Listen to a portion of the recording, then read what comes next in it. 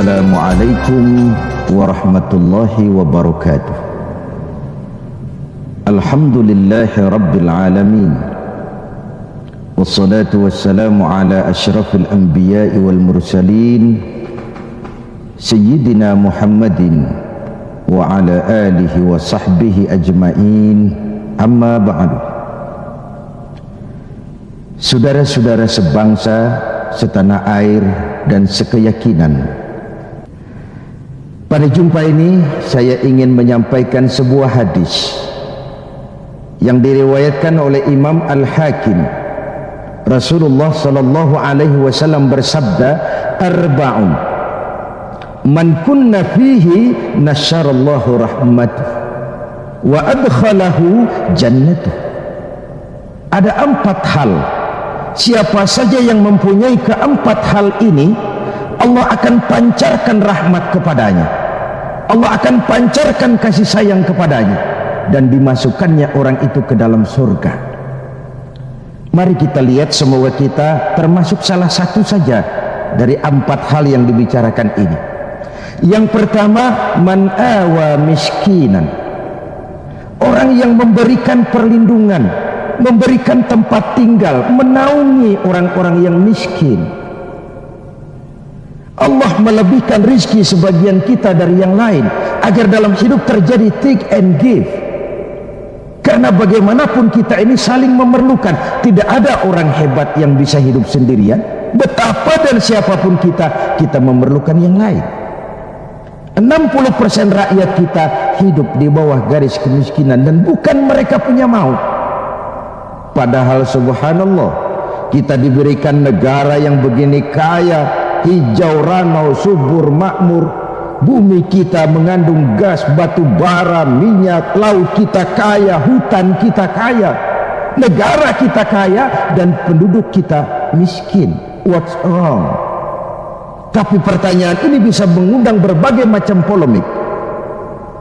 Oleh karena itu, saya ingin mengetuk hati kita semua. Allah akan memancarkan rahmatnya kepada orang-orang yang santun, berpihak kepada orang-orang miskin. Hukum sering tidak berpihak kepada kemiskinan, kebenaran sering tidak berpihak kepada kemiskinan, sehingga dengan demikian tersudutlah dia di pojok-pojok kehidupan. Padahal ini masalah kita bersama. Sementara Rasul dengan tegas memperingatkan, wallahu fi aunil abdi madamal abdu fi auni akhi. Allah akan selalu menolong seorang hamba selama hamba itu masih mau menolong saudaranya. Jikalau kita sudah tidak punya kepedulian kepada saudara-saudara kita yang hidup di bawah garis kemiskinan, jikalau kita biarkan mereka meratap dalam keputusasaan, jangan heran Allah juga tidak akan pernah peduli dengan kita. Sementara kemalangan apa yang lebih besar dalam hidup ini kalau Allah sudah tidak mau peduli dengan kita lagi. Rumah-rumah singgah tetap diperlukan. Pemandangan sehari-hari kita lihat anak-anak kita dalam usia sekolah terpaksa harus berjemur panas terik, terguyur hujan, tidur di tepi-tepi jalan oleh karena tekanan kehidupan, oleh karena sulitnya lapangan pekerjaan, oleh karena kemiskinan-kemiskinan yang dialami. Dan itu semua menjadi tanggung jawab kita untuk berbagi dalam kondisi yang seperti ini. Saudara-saudara sebangsa, setanah air dan seiman yang tercinta, dengan semangat ini boleh jadi baju di rumah kita sudah tidak ada artinya, tetapi ketika kita berikan kepada mereka akan jadi besar artinya buat mereka. Sementara di rumah kita sendiri kita sudah hampir lupa ada baju itu, tidak tersentuh sama sekali. Beratkah kita memberikan sesuatu yang di tangan kita sudah tidak begitu berarti, sementara akan jadi pengarti yang paling besar bagi orang lain? Satu sisi ada orang sakit perut karena kekenyangan, sisi lain orang merintih karena kelaparan. Tidak bisakah kita menyisihkan sebagian saja supaya kita tidak berlebihan dan tetap sehat? sementara yang lain juga tetap tidak merintih kelaparan karena kekurangan makan? Kemiskinan merupakan musuh kita yang paling utama, dan biang keladinya adalah belum stabilnya perekonomian kita. Penyebabnya bisa bermacam-macam, karena kurang kompaknya tim ekonomi kita, ya, karena warisan hutang, iya juga, baik hutang pemerintah maupun hutang swasta, karena orang-orang para pemimpin kita belum mampu melakukan terobosan-terobosan ekonomi yang menggembirakan, iya juga.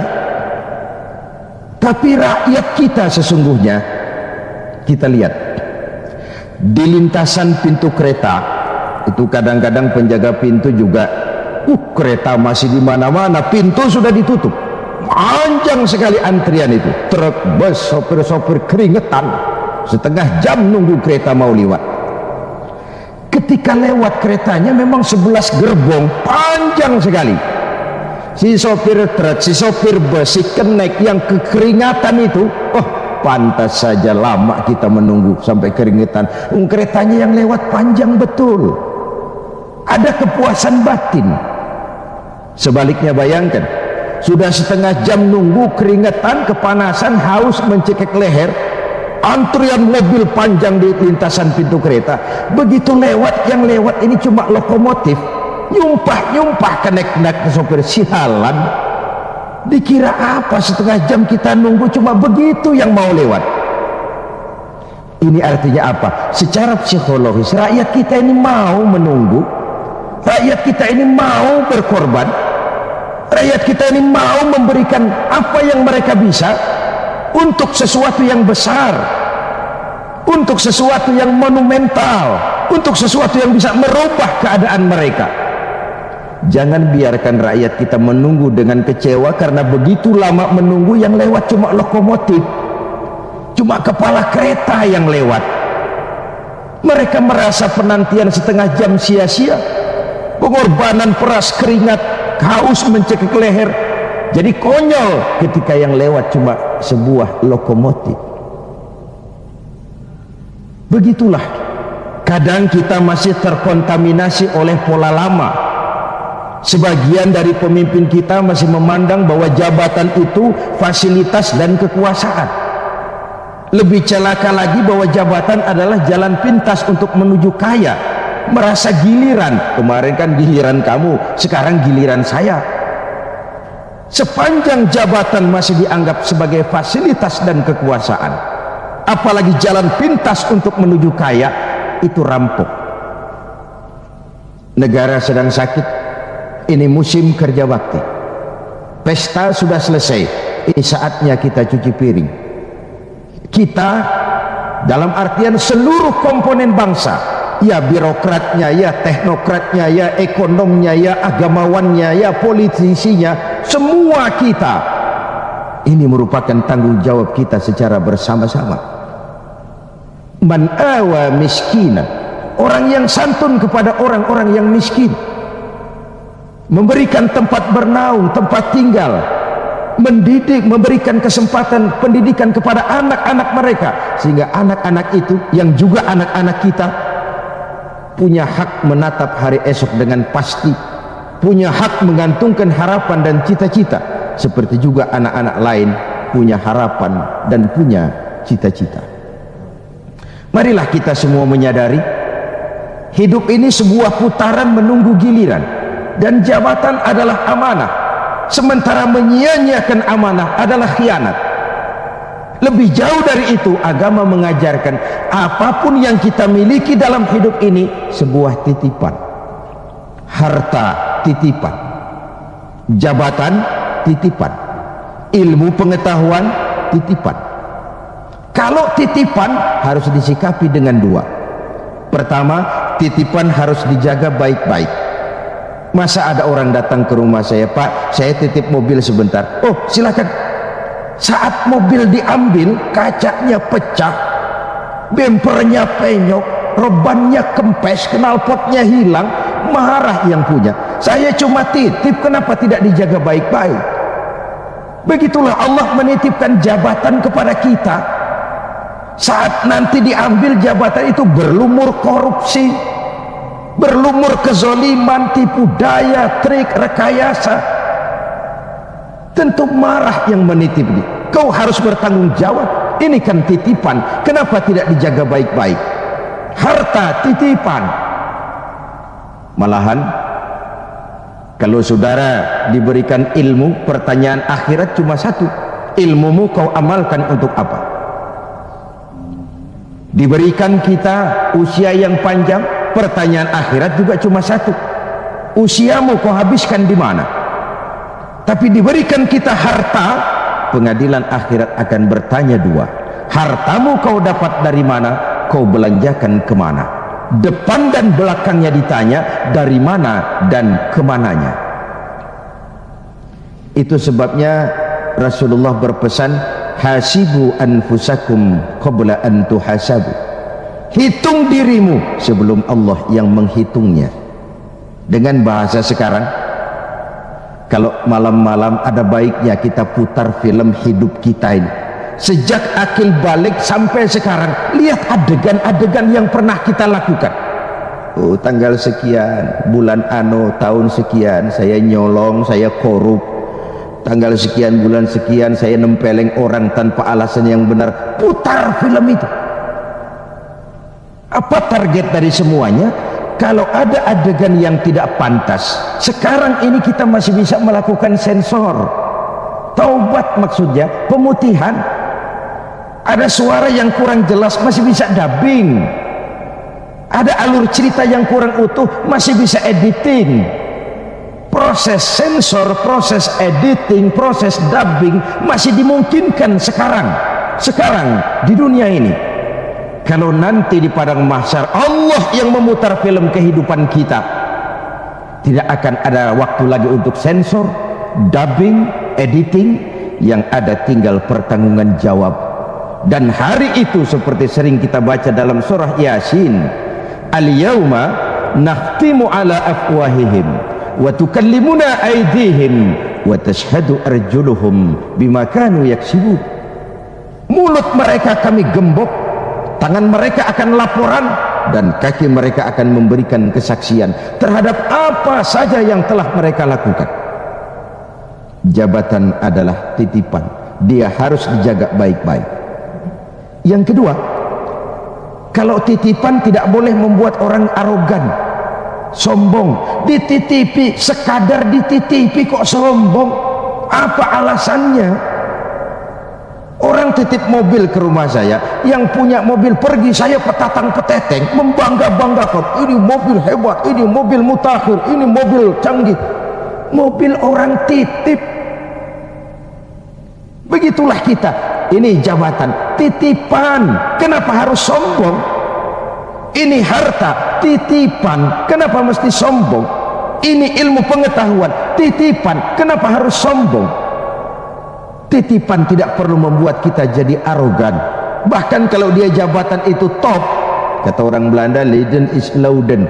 Memimpin adalah jalan menderita. Pemimpin adalah orang yang kesepian. Di dunia diikat dengan berbagai macam aturan, di akhirat akan dibuka perkaranya yang besar-besar. Kesepian karena pada dasarnya pemimpin mengorbankan privasinya, bahkan keluarganya. Seorang presiden, seorang wakil presiden tidak punya anak, tidak punya ibu, tidak punya bapak, tidak punya paman. Yang punya paman itu pribadinya. Kalau presiden punya anak, lalu anak-anaknya jadi warga negara kelas 1, ikut-ikut ngurus negara, kan ini penyakit kita. Biarkan pemimpin sebagai pemimpin. Karena memimpin adalah jalan menderita, dan pemimpin pada umumnya orang-orang yang kesepian. Ini musim kerja bakti. Hanya dengan semangat kebersamaan, ke atas saya mengingatkan, ke bawah saya mengimbau. Mari kita berbagi rasa dengan saudara-saudara kita yang hidup di bawah garis kemiskinan. Karena bukan saja ini tanggung jawab nasional, tapi juga tanggung jawab keagamaan. Seorang muslim baru sempurna imannya jikalau dia merasakan apa yang dirasakan oleh tetangga sebelahnya. Bahkan tidak sempurna iman kamu jikalau kau tidur dalam perut kenyang sementara tetanggamu merintih kelaparan. Belum sempurna imanmu. Begitu kepekaan Islam sampai iman dijadikan taruhan terhadap perbaikan nasib orang-orang miskin. Bukan sekadar sebuah slogan, bukan sekadar sebuah simbol, tapi sebuah realita kehidupan beragama. Tangan di atas lebih baik daripada tangan di bawah. Orang mukmin yang kuat lebih disukai Allah ketimbang orang mukmin yang lemah. Lemah ekonominya, lemah pendidikannya, lemah jaringan sosialnya, lemah kebudayaannya. Orang mukmin yang kuat lebih disukai Allah daripada orang-orang mukmin yang lemah. So, kalau kita dalam posisi itu, sekaranglah waktunya untuk berbuat. Jangan biarkan saudara-saudara kita merintih kelaparan. Anak-anak dalam usia sekolah terpaksa keleleran di jalan, atau terpaksa harus kerja di bawah usia. Memang kadang kita berhadapan dengan siklus lingkaran setan. Pendapatan rendah, kenapa? Karena kemampuan rendah. Kemampuan rendah, kenapa? Karena pendidikan rendah. Pendidikan rendah, kenapa? Karena kurang gizi. Kurang gizi, kenapa? Karena biaya hidup tinggi. Biaya hidup tinggi, kenapa? Karena pendapatan rendah. Begitu berputar lingkaran setan ini. Tapi what can we do now? Apa yang bisa kita lakukan sekarang? Buat tetangga kita, buat masyarakat lingkungan kita, setidaknya man awa miskinan, orang yang menolong orang-orang miskin, memberikan tempat tinggal, melindungi mereka, akan dipancarkan rahmat Allah kepada mereka. Kasih sayang Allah akan berlimpah. Si miskin mungkin tidak akan bisa membalas, tapi Allah akan memberikan balasan melalui jalan yang tidak pernah kita sangka. Ketimbang kita mencari kambing hitam, oke lah, yang salah tetap salah, tapi kan dengan argumen, bukan dengan sentimen. Untuk menegakkan kebenaran, bukan untuk menang-menangan. Zaklik, tidak personlik, menyentuh dan bukan menyinggung. Biarkan hukum tetap tegak, biarkan penataan ekonomi kita tetap profesional, sementara kita yang oleh Allah diberikan sedikit kelebihan, sedikit kemampuan, mari kita berbagi untuk mengatasi persoalan bangsa yang memang berat ini. Ini yang pertama. Yang kedua, orang yang akan dapat pancaran rahmat dari Allah itu warahimad dha'ifa, orang yang punya sifat belas kasih kepada mereka yang lemah, keberpihakan kepada orang-orang yang tidak berdaya. Tadi saya katakan kebenaran jarang berpihak kepada si miskin dan si lemah. Hukum sering tidak berpihak kepada si miskin dan si lemah. Tengoklah sekarang, kalau orang besar punya banyak uang, dapat masalah, tim pembelanya itu antri. Tim, bukan lagi 1-2 orang, tim paling sedikit 3 orang. Tapi ketika si miskin dan si lemah terpuruk di sudut kehidupan, hak-hak asasinya diinjak-injak, siapa yang mau peduli? Masih segar dalam ingatan kita nasib yang menimpa Marsina, Sengkon dan Karta, wartawan Udin, koran Bernas. Itu sekadar yang naik ke permukaan. Entah berapa puluh Marsinah di Republik ini, entah berapa banyak Sengkon dan Karta di negeri ini, entah berapa banyak Udin Bernas di bumi tercinta ini. Sehingga orang sering mengeluh banyak pengadilan tapi sulit mencari keadilan. Hukum berpihak kepada yang terkenal, kuasa dan punya uang. Law enforcement tersendat-sendat. Kalau sudah orang beruang, ternama, punya masalah, antri yang bela. Rame-rame kur menyanyikan lagu maju tak gentar membela yang bayar. Sementara si lemah, si miskin terseok-seok mencari keadilan, merintih ketika hak asasinya diinjak-injak dan tidak tersentuh sama sekali. Sebagai refleksi dari itu, jangan heran kalau lalu muncul street justice, pengadilan jalanan, maling motor tangkap, bakar. Refleksi dari ketidakpuasan rakyat melihat hukum selama ini, di mana rakyat menyaksikan dengan mata telanjang kalau orang kecil berbuat salah, hukum cepat-cepat ditegakkan. Jikalau yang besar salah, orang diam pura-pura tidak mengerti. Di situ timbulnya luka rasa keadilan, karena hukum begitu berpihak. Di kalangan elit di atas sering terjadi bargaining untuk kepentingan pribadi mereka, dengan label atas nama rakyat, mewakili rakyat, demi rakyat, untuk rakyat. Rakyat sendiri nggak pernah tahu kalau di atas namakan. Nyaris rakyat kita lebih sering jadi address, orang numpang alamat, karena terjadi bargaining position untuk saling menutupi aib dan koreng masing-masing. Masing-masing memegang kartu truf. Kamu bongkar, saya bongkar. Kamu ngomong, saya ngomong. Maka upaya menegakkan hukum jadi semakin terseok-seok adanya. Saudara-saudara sebangsa, setanah air, dan seiman yang tercinta, keberpihakan kepada orang yang lemah dan tidak berdaya bukan karena kita kepengen jadi hero, tidak. Ini bagian dari ibadah, bagian dari ibadah. Of course, lebih nikmat berpihak kepada kekuasaan memang. Numpang mujur, ikut nimbrung. Kekuasaan itu gula, tentu saja banyak semut di sekitarnya. Harta juga manis, banyak gula di sekelilingnya. Sampai-sampai ada pepatah Arab mengatakan, innad darahima fil amakini kulliha taksur rijala mahabatan wa jalala. Uang dan kekuasaan itu di mana-mana bikin gagah orang yang memilikinya, bikin hebat orang yang menguasainya. Orang yang punya uang dengan yang tidak punya uang, janganlah gaya hidupnya, gaya jalannya saja lain. Yang kecil-kecilan sajalah. Teman-teman kita yang kerja di bangunan itu, buruh bangunan itu, Kemis sama Sabtu sore lain jalannya. Sabtu sore itu jalannya gagah. Kenapa? Habis gajian. Tapi kalau Selasa, Kemis, lesu, lelah, letih, gaya jalannya saja lain. Dan agak nyinyir memang, tapi realitas.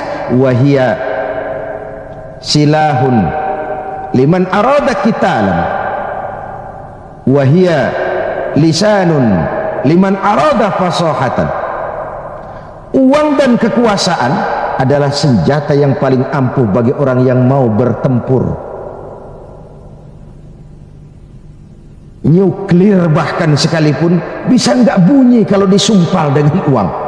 Apalagi meriam, tank, pistol, semua tidak bunyi kalau disumpal dengan uang. Dia adalah senjata yang paling ampuh bagi orang yang mau maju ke medan perang. Dan lisanun liman arada fasahatan, lidah yang paling fasih bagi orang yang mau bicara dengan menggunakan retorika muter-muter menghanyutkan orang. Masih buntu, coba uang yang bicara, lewat semua. Ya, secara guyonan anak-anak sering bilang, ada fulus mulus, tidak ada fulus manfus. Ini pepatah Arab Indonesia. Ada fulus mulus, tidak ada fulus manfus. Apakah harus seperti itu budaya kita? Mau dapat jabatan, setelah pendidikan harus bersaing. Lalu dalam persaingan ini, mana yang paling bisa memberikan semir, Semur dekat sama Semar, Semar Semir Semur. Logikanya apa? Kalau orang meraih jabatan karena banyak mengeluarkan uang dan berani, tentu dia sudah berhitung. Aha, 3 bulan pun pulang modal ini. Aha, paling sebentar selesai nih, pulang balik modal lah. Sudah ada hitung-hitungan matematikanya. Kalau ini yang terjadi, orang naik beroleh jabatan karena banyak mengeluarkan uang, maka hal pertama yang dia lakukan setelah menjabat ialah bagaimana pulang modal.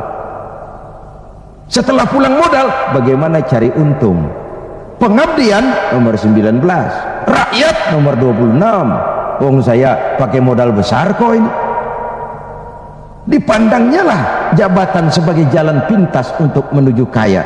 Benar kalau Rasulullah mengajarkan jangan berikan jabatan kepada orang yang memintanya. Memintanya pun jangan, apalagi sampai nyogok-nyogok, kasih semir, kasih uang. Karena orang yang meminta mesti punya motivasi, sedangkan jabatan adalah amanah. Menyia-nyiakan amanah merupakan dosa yang amat besar. Saudara-saudara seiman dan sekeyakinan yang berbahagia, setiap kita pemimpin, setiap pemimpin akan dimintakan pertanggungjawab terhadap apa saja yang dipimpinnya. Suami pemimpin di rumah tangganya, ibu pemimpin bagi anak-anaknya, pemuda pemimpin bagi dirinya, Pak Lurah pemimpin di kelurahannya. Setiap kita pemimpin dan setiap kita akan dimintakan pertanggungjawab terhadap apa saja yang kita pimpin. Sungguh pun itu kecil, kita sembunyikan dari pandangan orang banyak, namun Qadirabul Jadil maha mengetahui. Inilah etika otonom, merasakan kehadiran Allah dekat dalam hidup. Ada sebuah karikatur, kiai, seorang kiai punya murid santri 40 orang. Dari 40 orang ini ada 1 orang yang mendapat perhatian agak istimewa dari kiainya. Santri-santri yang lain protes, Kiai, kami ini semua kan santrinya Kiai, kami ngaji sama Kiai, kenapa yang satu itu perhatiannya dilebihkan dari kami? Apa kekurangan kami? Senyum Kiai kita ini lalu bilang, oke, kalau kau mau tahu besok pagi kumpul di sini jam 10. Esoknya jam 10 kumpul 40 santri ini, termasuk yang dapat perhatian istimewa tadi. Anak-anakku, kata Kiai, hari ini saya ingin memberikan pelajaran kepada kalian semua. Masing-masing kalian aku berikan seekor anak ayam dan sebilah pisau. Bertebaranlah kalian dengan anak ayam seekor dan sebilah pisau ini. Cari tempat yang tidak ada yang lihat, sembelih ayam itu di situ.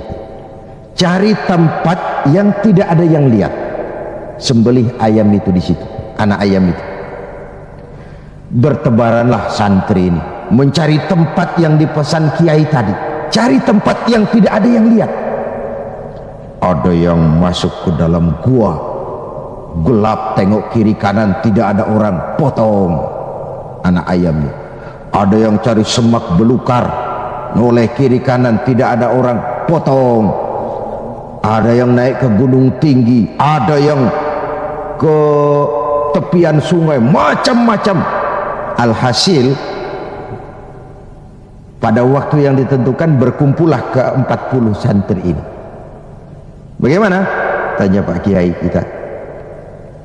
Lapor Kiai, sudah kami sembelih semua. Sudah semua, sudah. Majulah santri yang satu ini, yang dapat perhatian lebih ini.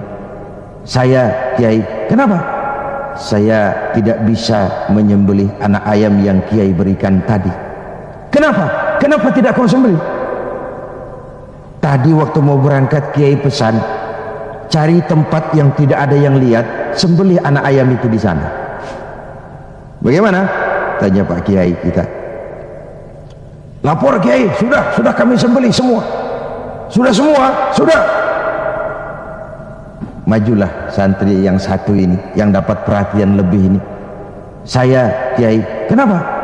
saya tidak bisa menyembelih anak ayam yang Kiai berikan tadi. Kenapa? Kenapa tidak kau sembelih? Tadi waktu mau berangkat Kiai pesan, cari tempat yang tidak ada yang lihat, sembelih anak ayam itu di sana. Saya sudah berusaha Kiai, saya pergi ke gunung yang tinggi, ke lembah yang curam, ke semak belukar, ke hutan belantara, ke dalam gua bahkan. Tetapi kemanapun saya pergi, dimanapun saya berada, Allah tetap melihat Kiai. Saya tidak bisa menyembelih ayam, anak ayam ini seperti pesan Kiai tadi.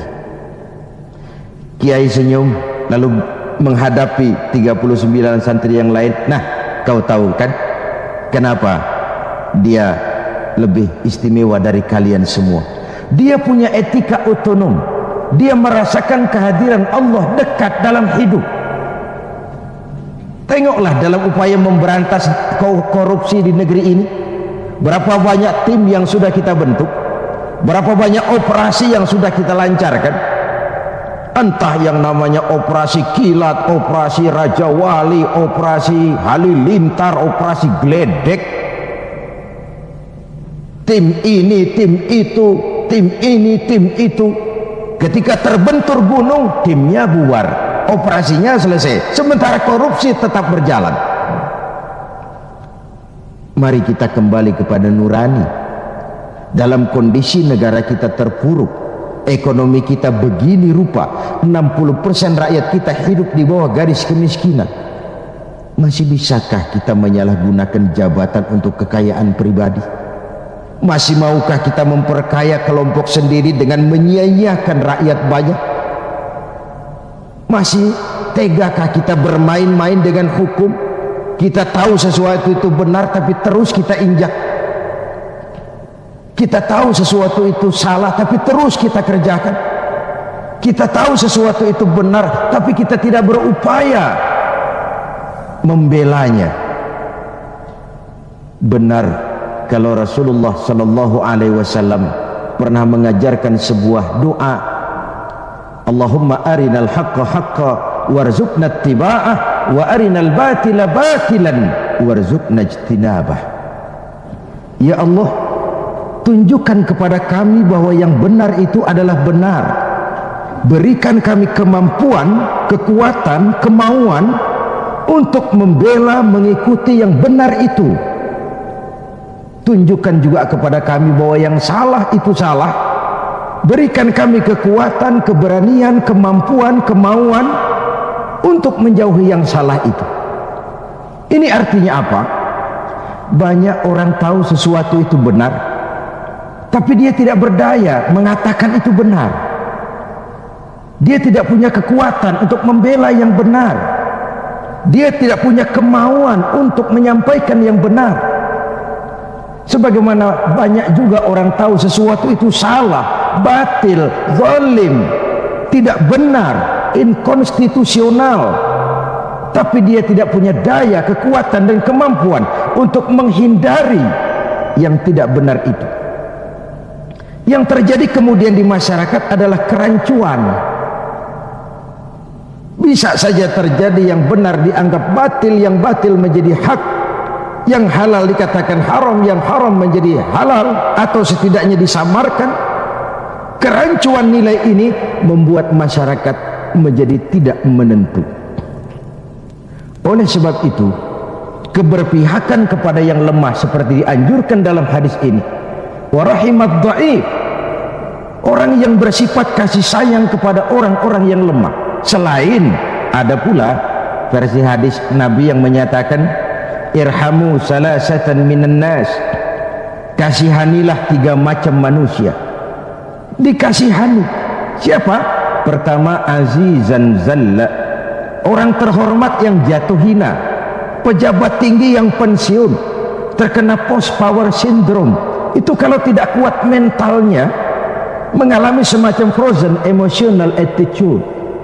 Dan itu yang masih menghinggapi para birokrat kita sekarang. Dengar bahwa ada mutasi, gerasak gerusuk, cari orang pinter, cari mbah. Sholatnya masih menghadap Allah, tapi urusan kayak begini, cari orang pintar, cari mbah. Jadi iyyaka na'budu wa iyyaka nasta'in. Ini kan tidak konsisten, mukhtalif, mencampur aduk yang hak dengan yang batil. Akhirnya segala macam cara diusahakan. Dia merawat jabatannya bukan dengan prestasi kerja yang baik, bukan dengan kondita karena memang melaksanakan tugas dengan sebagaimana mestinya, tapi banyak melakukan nyenangi atasan, suap sana, semir sini, semur situ. Azizan zalla, orang terhormat yang jatuh hina, terkena post power syndrome, tidak sadar hidup ini kok cuma nunggu giliran kan. Ada saat datang, ada waktu pergi, ada hari lahir, ada saat kembali, ada waktu dilantik, ada saat menyerahkan jabatan. Wa tilkal ayyamu nudawiluha bainan nas. Hari itu kami putar di antara manusia. Apa yang kekal? Yang tetap adalah perubahan. Perubahan itulah yang tetap itu. Ini yang pertama. Yang kedua, ghaniyan qad iftaqara. Orang kaya yang jatuh miskin. Ini kalau tidak kuat mentalnya bisa gila. Hidup serba ada, sama dengan pejabat tinggi. Datang dihormati, kemana-mana dikawal, tiba-tiba pensiun nongkrong di warung Tegal nggak ada yang negor. Kalau tidak kuat mentalnya, dia bisa sableng. Orang kaya yang jatuh miskin biasa hidup serba ada, serba mewah, serba wah. Tahu-tahu dihadapkan oleh kenyataan dia tidak punya apa-apa, dia bukan apa-apa. Itulah sebabnya kalimat inna lillahi wa inna ilaihi raji'un bukan sebuah ucapan sekadar saat kita menghadapi musibah. Itu kesadaran batin yang paling tinggi dari seorang muslim. Segalanya datang dari Allah, segalanya akan kembali kepada Allah. Kalau satu saat saya harus melepaskan jabatan yang saya senangi, kenapa harus berat? Bukankah ketika terlahir dahulu tidak ada jabatan yang saya bawa? Kalau saya harus melepaskan harta yang saya miliki, kenapa saya harus berat? Bukankah ketika terlahir ke dunia ini tidak sesen pun uang yang saya bawa? Innalillah, segalanya dari Allah, segalanya akan kembali juga kepada Allah. Kesadaran moral yang paling tinggi, segalanya dari Allah, segalanya akan kembali kepada Allah. Lalu orang ketiga yang perlu dikasihani kata Nabi, faqihan yal'abu bihil juhal. Ahli fikih, ahli hukum, ngerti syariat, tapi dipermainkan oleh orang bodoh yang kebetulan punya uang dan kekuasaan. Dan uang serta kekuasaan itulah yang jadi sponsor. Tolong carikan dalil supaya ini kelihatannya halal, paling tidak haram-haram dikit lah. Sibuklah si ahli fikih buka kitab carikan dalil untuk menghalalkan yang haram itu. Tolong carikan alasan supaya ini boleh. Sibuk menurunkan kitab untuk memberikan legitimasi terhadap kebatilan. Orang ahli fikih yang dipermainkan oleh orang bodoh yang punya uang dan kekuasaan. Inilah realitas. Sehingga benar kalau Nabi mengatakan sebaik-baik umara adalah yang mendekati ulama, sejelek-jelek ulama yang mendekati umara. Kalau umara mendekati ulama, tendensinya apa? Mau minta proyek sama kiai? Tentu tidak, paling minta didoakan, minta yang baik-baik. Tapi kalau umara membebek, mendekat, menjilat kepada ulama, menjilat, mendekat, membebek kepada umara, tentu ada something, ada sesuatu. Saudara-saudara yang terhormat, saya kembali kepada masalah 4 hal yang mendatangkan rahmat Allah tadi, yaitu yang kedua, rahimad dhaif, orang yang bersifat belas kasih kepada orang-orang yang lemah, keberpihakan kepada rakyat. Ini yang diperlukan sekarang. Ini akan menumbuhkan trust, kepercayaan. Kita bicara soal kesulitan ekonomi, ini kan masalah yang sudah mendunia, bukan cuma Indonesia, tapi tetangga-tetangga kita sudah hampir sembuh semua. Malaysia sudah sembuh, Thailand sudah sembuh, Filipina sembuh, bahkan Korea lebih menakjubkan. Bukan saja sembuh, tapi dia sudah tidak punya sangkut paut lagi dengan negara donornya IMF. sudah diselesaikan hutangnya. Apa yang dilakukan Korea? Membangun semangat kebersamaan. Rakyatnya mengumpulkan emas sekian ton, pemerintah mengeluarkan obligasi. Kok mau rakyat mengumpulkan emas? Nah, itu tadi. Masih ingat sopir truk, sopir bus kenek-kenek nunggu setengah jam di lintasan pintu kereta, kalau lokomotifnya yang panjang lewat, ada kepuasan batin. Trust, rakyat percaya kepada pemimpinnya. Ini yang perlu ditumbuh kembangkan, sehingga terkumpullah emas sekian ton. Lalu Korea menghidupkan yang namanya home industry. Tulang punggung perekonomiannya tetap koperasi yang bersifat kerakyatan, dan dia berhasil bangkit dari kesulitan ekonomi. Rasa kepercayaan itu penting, karena rakyat merasa pemimpinnya adalah bagian dari mereka. Ini yang Rasulullah saja dituntun oleh Al-Quran, qul innama ana basyarun mislukum, katakan kepada mereka Muhammad, aku manusia seperti kau, seperti kalian semua. Apa artinya ini? Jangan menempatkan dirimu di atas yang lain. Jangan pemimpin mendatangi rakyat sebagai sosok penguasa, sebagai sosok malaikat, sebagai sosok sinterklas. Datanglah kepada rakyat sebagai bagian daripada rakyat itu sendiri. Saya tertarik dengan ungkapan Presiden Republik Rakyat Cina pada saat dilantik. Apa katanya? Berikan kepada saya 100 peti mati, yang 99 akan saya gunakan untuk koruptor di negeri ini, yang satu akan saya pakai sendiri kalau kamu lihat saya tidak benar. Sebuah ungkapan yang menampilkan kesungguhan dan keteladanan. Siapkan 100 peti mati, yang 99 untuk para koruptor di negeri ini, yang satu akan saya pakai sendiri kalau kamu lihat saya tidak benar.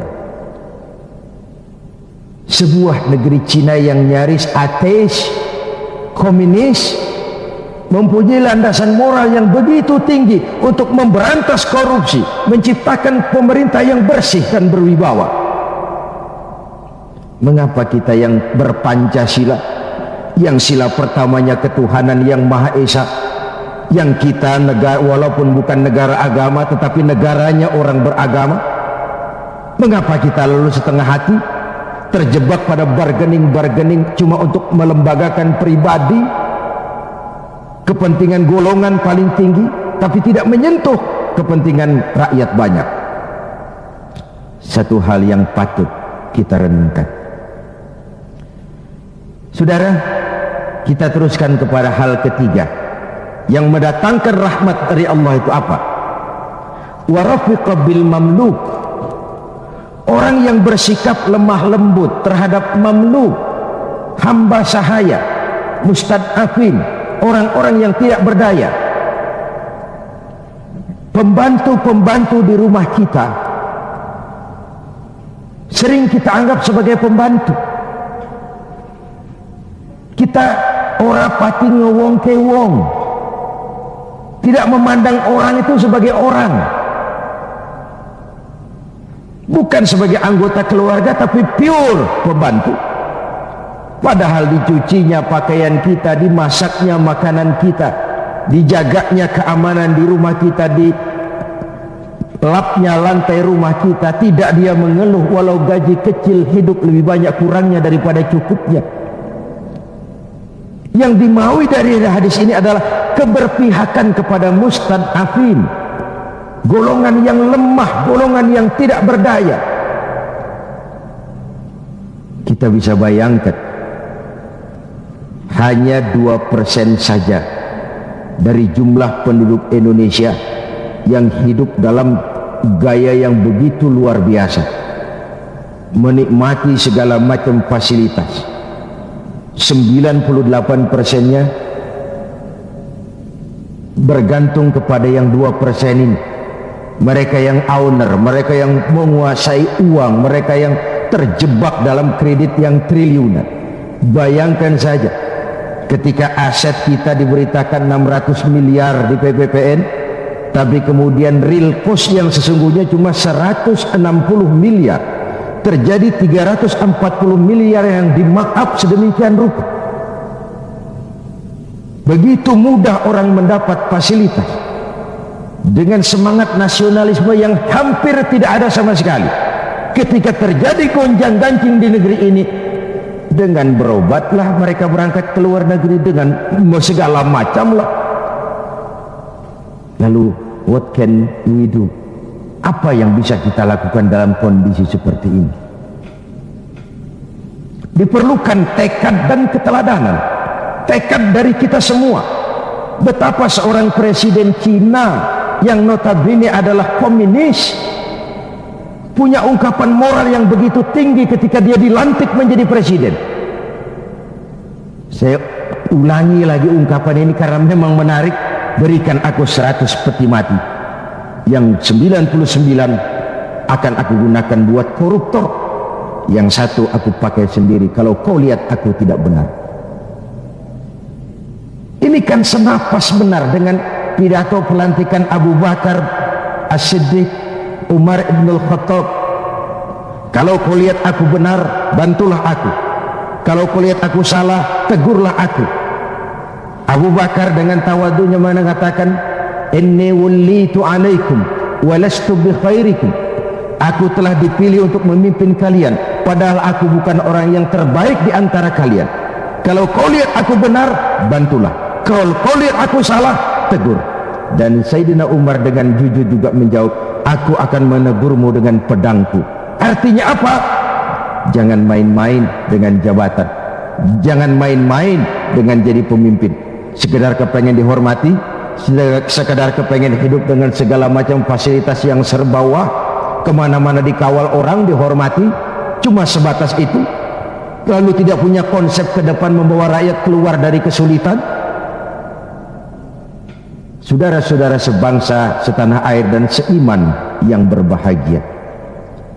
Warafiqa bil mamluk, orang yang bersikap lemah lembut kepada orang-orang yang dalam kekuasaan orang lain, budak sahaya, para pembantu, tenaga-tenaga kerja level bawah. Kita bersyukur kalau kita ke Korea, kita ke Hong Kong, tenaga-tenaga kerja kita masih memasuki pasaran menengah. Tapi di beberapa negara lain yang kita kirim tenaga kerja lapangan ke bawah, itu kan potret dari SDM kita yang saya katakan berbentuk lingkaran setan, siklus. Bagaimana kita berharap mendapat pendapatan yang tinggi kalau prestasi kerja kita rendah? Bagaimana prestasi kerja mau tinggi kalau dasar pendidikannya rendah? Bagaimana pendidikan mau tinggi kalau gizi menu yang dimakan juga kalorinya rendah? Bagaimana mau mendapat menu kalori dan gizi yang tinggi kalau daya beli lemah? Bagaimana daya beli mau kuat kalau pendapatan juga rendah? Berputar di sekitar itu.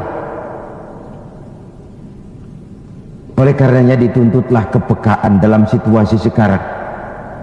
Sulit-sulitlah, siapa yang tidak sulit? Yang kaya saja mengeluh, konon yang miskin. Yang masih punya kerjaan saja mengeluh, konon lagi yang sama sekali tidak saja mengeluh, konon yang miskin.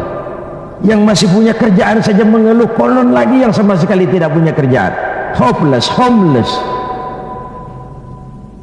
Dan ini kesulitan kita bersama. Mari kita berbagi. Wallahu fi auni al-'abdi madama al-'abdu fi auni akhi. Allah akan selalu menolong seorang hamba selama hamba itu masih mau menolong saudaranya.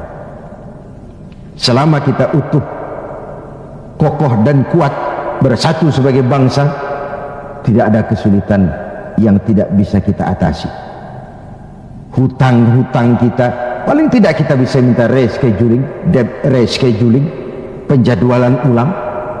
Terlalu riskanlah kalau kita minta pemutihan, karena itu memberikan pengumuman bahwa negeri kita bangkrut. Debt rescheduling. Sumber daya alam kita masih memadai. Banyak terobosan-terobosan yang dilakukan selain membebani rakyat dengan berbagai macam pajak. Pajak ini, pajak itu, pajak ini, pajak itu.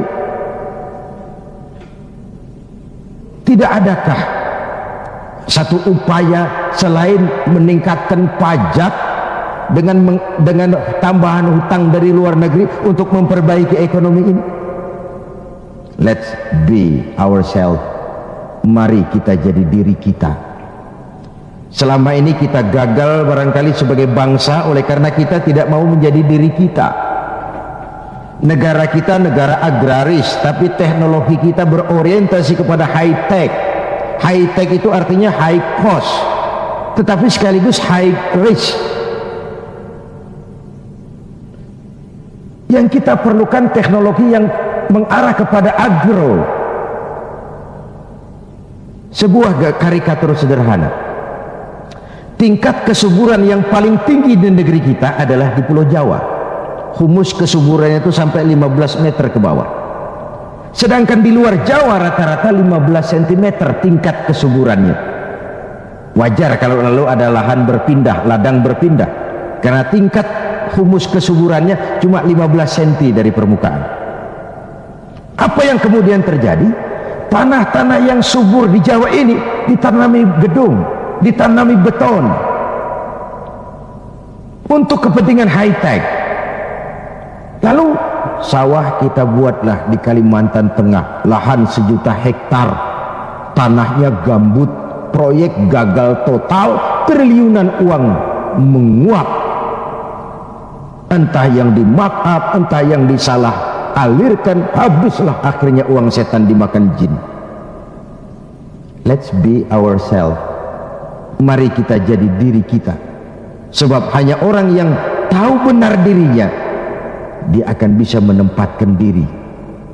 Tetapi pada saat kita sudah tidak tahu siapa kita, apalagi kita mau jadi orang lain, maka kita tidak akan pernah jadi apa-apa. Jangan di bawah bayang-bayang orang lain. Karena bagaimanapun negara donor mau memberikan bantuan karena kepentingan. Apalagi jangan mau jadi orang lain. Jadilah diri kita, itu yang sejatinya. Semangat gotong royong, kebersamaan, kepedulian sebagai budaya yang dimiliki orang-orang tua kita nyaris tercabut dari kehidupan kita.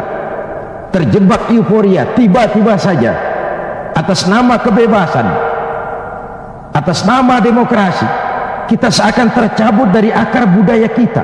Kita yang santun jadi beringas, kita yang rukun jadi saling mencurigai, kita yang toleran tiba-tiba bermusuhan. What's wrong? Apa sih sebenarnya? Siapa melawan siapa? Siapa nyurigai siapa? Siapa membunuh siapa? Kita anak-anak bangsa satu tubuh yang lahir dari rahim Ibu Pertiwi. Pada layaknya menghadapi kesulitan-kesulitan seperti ini, kita bahu-membahu. Saya ingat almarhum Panglima Besar Sudirman punya ungkapan, tidak ada kemenangan kalau tidak ada kekuatan. Tidak ada kekuatan kalau tidak ada persatuan dan kesatuan. Tidak mungkin terwujud persatuan dan kesatuan tanpa semangat silaturahmi. Mau menang kita keluar dari kesulitan besar ini harus kuat. Mau kuat kita harus bersatu. Mau bersatu kita hidupkan budaya silaturahmi. Islah kata orang sekarang, rekonsiliasi bahasa kerennya. Tidak hanya pada saat memang ada benih-benih disintegrasi, tapi dalam kondisi yang normal. Silaturahmi dilakukan dalam posisi kita sebagai bagian dari rakyat kita.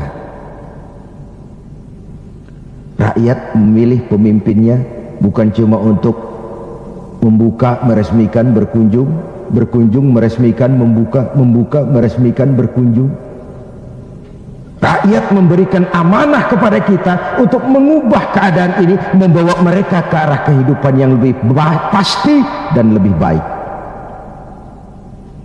Saudara-saudara seiman, hal keempat terakhir yang mendatangkan rahmat dari Allah adalah wa anfaqa 'alal walidain.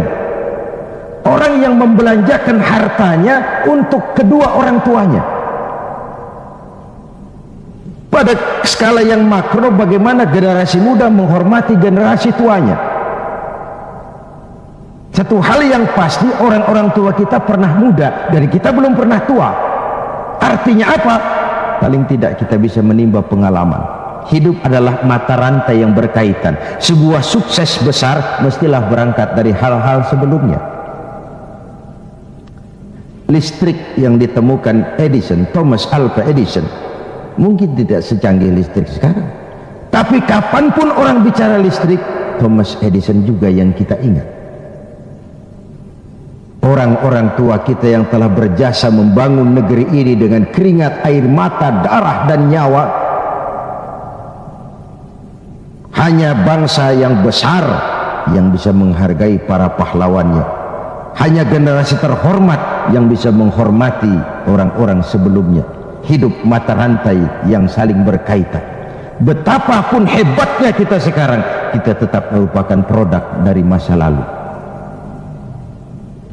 Itu pada skala makro. Pada skala mikronya, menghormati ibu bapak. Tidak ada bahagia bisa ditegakkan tanpa restu keduanya. Dalam hidup kita sering berziarah ke makam-makam yang kita anggap keramat. Tapi sadarkah kita, keramat hidup itu ada di rumah kita, ibu dan bapak kita. Doanya mustajab, sumpahnya pun manjur. Sehingga Nabi ingatkan, ridallah fi ridal walidain, wa suhtullah fi suhtil walidain. Ridho Allah dalam keridhaan ibu bapak, murka Allah juga dalam murka ibu dan bapak. Agama mengenal kisah Jurais, budaya bangsa kita mengenal kisah Simalin Kundang. Sebuah potret, tidak ada bahagia bisa ditegakkan tanpa restu dari ibu dan bapak. Ada orang mengungkapkan, kalau orang tua kaya, anak jadi raja. Kalau anak yang kaya, orang tua sering jadi budak. Sukses anaknya di ibu kota, ayolah pak ikut saja ke Jakarta, mak ikut saja ke Jakarta. Sudahlah tinggal saja di rumah, diam saja, nggak usah kerja apa-apa. Biasa di desa dengan segala aktivitas, begitu ke Jakarta diam, kan tidak enak juga orang tua. Akhirnya mulai nyapu-nyapu halaman, akhirnya tidak enak lagi mulai bantu-bantu ngepel, dan begitu seterusnya. Berapa banyak pun uang kita belanjakan untuk membahagiakan ibu dan bapak, tidak akan pernah sanggup menebus air susu ibu yang kita minum. Ayah yang pergi pagi pulang petang, peras keringat, banting tulang, kehujanan dan kepanasan untuk membesarkan dan mendidik kita supaya jadi orang. Sering setelah jadi orang lupa kacang akan kulitnya. Saudara-saudara sebangsa dan setanah air yang berbahagia, mudah-mudahan 4 hal yang saya sampaikan pada hadis yang diriwayatkan oleh Al-Hakim ini menjadi sumbangan moral untuk lebih meningkatkan kepedulian dan ikut andil dalam memberikan solusi bagi bangsa dan negara tercinta ini. Jumpa lagi di lain kesempatan. Usikum wa nafsi bitaqwallah. Wassalamualaikum warahmatullahi wabarakatuh.